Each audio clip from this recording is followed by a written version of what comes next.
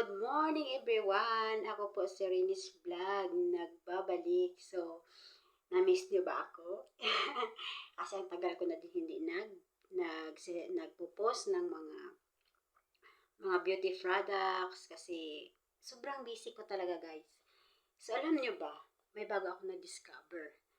Yung pwede pala natin gamitin pag naliligo tayo na makasave, lalo na pag nandito tayo sa ibang bansa.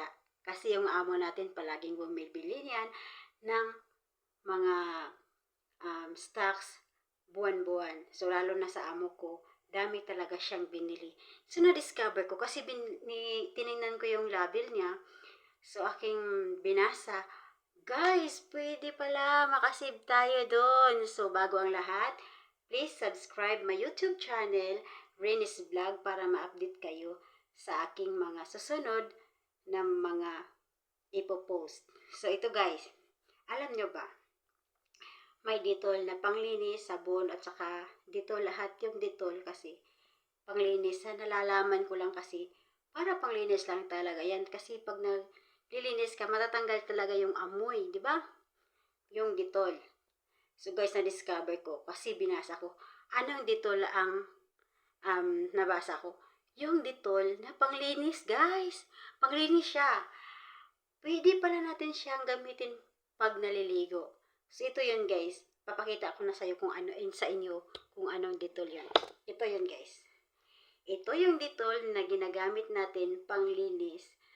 Pwede pala natin gamitin sa pagligo, guys. So, ano lang gagawin natin? So, maglagay lang tayo ng Dettol dito sa takip. Isang ganito, tapos ilagay natin ng ganito, tapos lagyan natin siya ng tubig, ng konting tubig. I-mix natin, pwede natin gamitin sa ating private part guys. Sure na sure tanggal yung amoy guys ng ating mga private part kasi hindi naman talaga natin maiwasan yung mga ganyan lalo na pag galing tayo nag-CCR. So ganito yun ang ating gagamitin. Pwede din sa inyong katawan, iwasan nyo lang sa inyong mata. So bawal din sa mga bata to guys. So wag nyo ilagay sa inyong mukha, sa katawan lang. Katawan at saka yung private part ninyo guys, pwede siya guys kasi antibacterial to guys. So sana may natutunan kayo dito sa aking video. Thank you for watching. Bye!